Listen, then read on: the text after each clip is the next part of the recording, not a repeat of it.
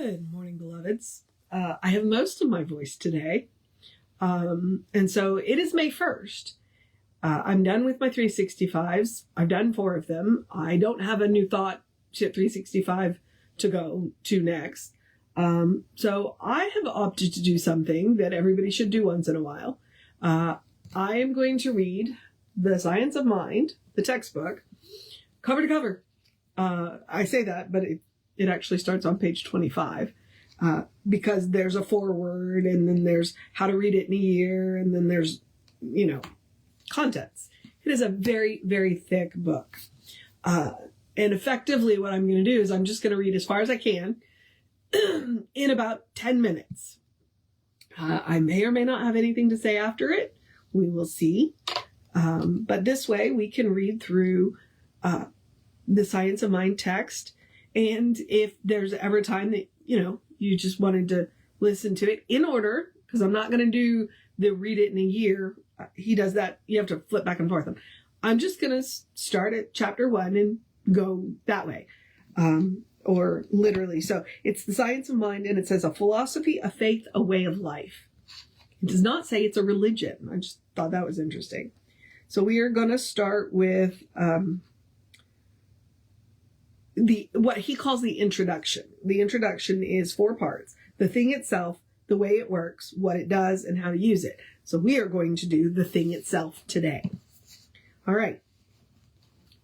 And if you've looked at the textbook, so like you'll have this is the big thing, and then he'll break it down and give you like little, so I'll try and read those too. So, the thing itself.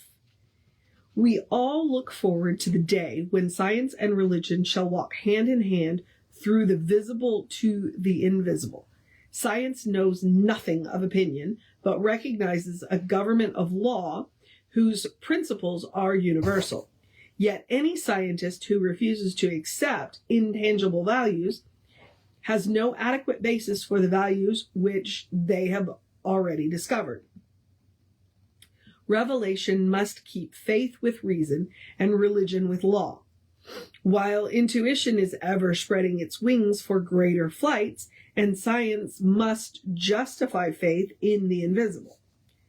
To suppose that the creative intelligence of the universe should create people in bondage and leave them bound would be to dishonor the creative power which we call God. To suppose that God could make people as an individual without leaving them to discover themselves would be to suppose an improbability. Individuality must be spontaneous. It can never be automatic. The seed of freedom must be planted in the innermost being of people. But, like the prodigal son, people must make the great discovery for themselves. We see abundance in the universe. We cannot count the grains of sand upon a single beach. The earth contains untold riches, and the very air is vibrant with power. Why then are people weak, poor, and afraid? The Science of Mind deals with these questions. The divine plan is one of freedom. Bondage is not God ordained. Freedom is the birthright of every living soul. All instinctively feel this. The truth points to freedom under law. Thus, the inherent nature of people is forever seeking to express itself in terms of freedom. We do well to listen to this inner voice, for it tells us of a life wonderful in its scope, of a love beyond our fondest dreams, of a freedom which the soul craves. But the great love of the universe must be one with the great law of its own being, and we approach love through the law. This, then, is the teaching of love and law. As the love of God is perfect, so the law of God also is perfect. We must understand both. Whatever the nature of any principle may be, insofar as it is understood by anyone, it may be understood by all who take the time to investigate. This does not require an unusual degree of intelligence, but rather a practical application of what we now know in order that we may increase our knowledge. The study of the science of mind is a study of first cause, spirit, mind, or that invisible essence, the ultimate stuff and intelligence from which everything comes, the power back of creation, the thing itself. We accept this thing and believe in it. What we deserve is to know more about it and how to use it. From proof alone, we know that we are dealing with a definite principle. If one, through the conscious use of their knowledge, can produce a certain result, they must know with what they are dealing. It may seem as though in dealing with metaphysics, we are dealing with something that is too abstract. But what is tangible other than results? Principles are forever hidden from our eyes. We can accept the deductions of science insofar as they are proved, and we recognize that they are built upon immutable but invisible principles. The universe never plays favorites. We are so used to the thought that if we mix certain colors, we get certain other colors, that we do not realize that we are dealing with a principle. We know that whomever blends these particular colors will get the same result, but we do not know why. The wisest person living does not know why. We do not have to stretch our credulity anymore in metaphysics. We think of metaphysics perhaps as something that only the most profound thinkers have known about. But we should remember that we are thinkers. The profound thought of all ages has stood in awe of life itself, realizing that here is a power and potentiality, the highest possibilities of which the human intellect cannot fathom. Universal principles are never respecters of persons. The universe has no favorites. Therefore, it is written, and let them that is athirst come, and whosoever will, let them take the water of life freely. Revelations 22:17. Nothing supernatural about the study of life. Let us then approach the science of mind, the science of spiritual psychology, with awe, but not with fear, with truly a humble thought, but not with a sense that we are unworthy.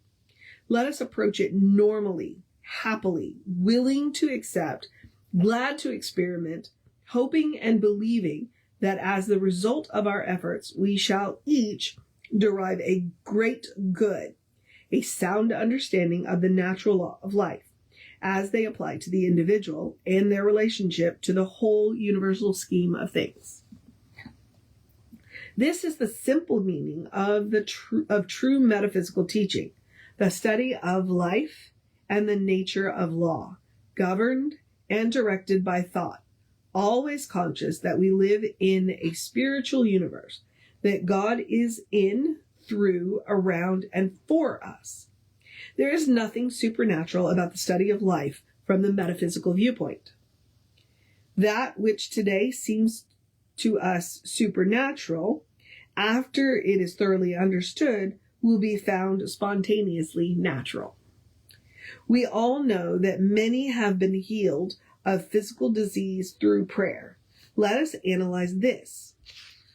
Why are some healed through prayer while others are not? Can we believe that there is a God who picks some person and says, I will honor your prayer, but I do not think as so much of Mr. So-and-so? It is superstitious to believe that God will answer the prayer of one above another. Jesus said that God maketh his sun rise on the evil and the good, and sendeth rain on the just and the unjust. And that's Matthew 5:45. Since some people have been healed through prayer, while others have not, the answer is not that God has responded to some and not to others, but that some have responded to God more than others. Their prayer, their thought, has responded by corresponding. The answer to prayer is in the prayer. But what is a prayer? A prayer is a movement of thought within the mind of the one praying along a definite line of meditation that is for a specific purpose. What is the mind? No person living knows. We know a great deal about the mind, but not what it is. By mind, we mean consciousness. We are now using it. We cannot locate it. We cannot locate mind in the body. For while the body is a necessary vehicle for consciousness, while we are here, it is not consciousness. We cannot isolate mind. All we know about it is not what it is, but what it does. And the greatest philosopher who ever lived knows no more than this, except that they may tell us more of how it works.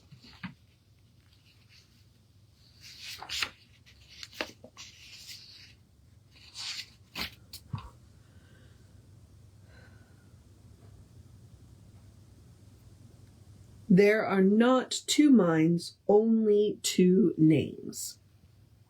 Mind, the thing, spirit, causation, is beyond and yet not beyond our grasp.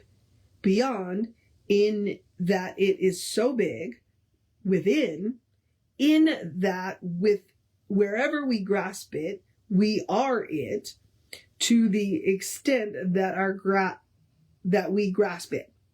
But since it is infinite, we can never encompass it. We shall never encompass God, and yet we shall always be in God and of God.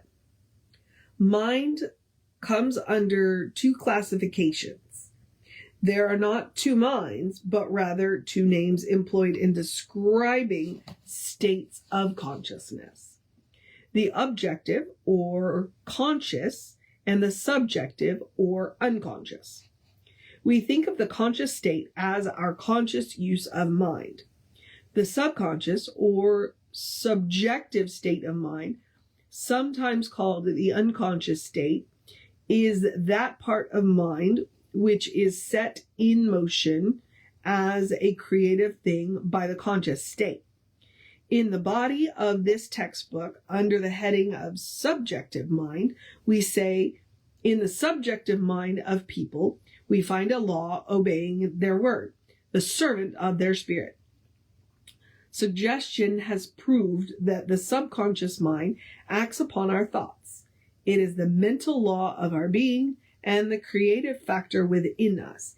It is unnecessary at this point to go into all of the details of the subjective mind and its mode of action.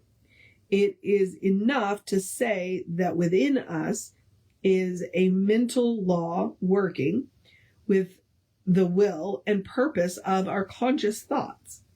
This can be no other than our individual use of that greater subjective mind, which is the seat of all mental law and action, and it is the servant of the eternal spirit throughout the ages. And I'm stopping there. So what we will do is we will pick up tomorrow at Limitless Power at People's Disposal on page 29. It's a lot. So I hope you'll join me on this journey. Have a great afternoon. And remember that Reverend David will be on around 5 p.m. with you. I'll be back with you around 9 a.m. tomorrow. I'm just now realizing the scope of what I have bit off. So please follow us on the social medias. Go like, share, subscribe, follow, comment, and all of that at Creative Life Spiritual Center, Creative Life Spark, and I'm the running Rev Ryan on the social medias that I am on. So y'all have a great day.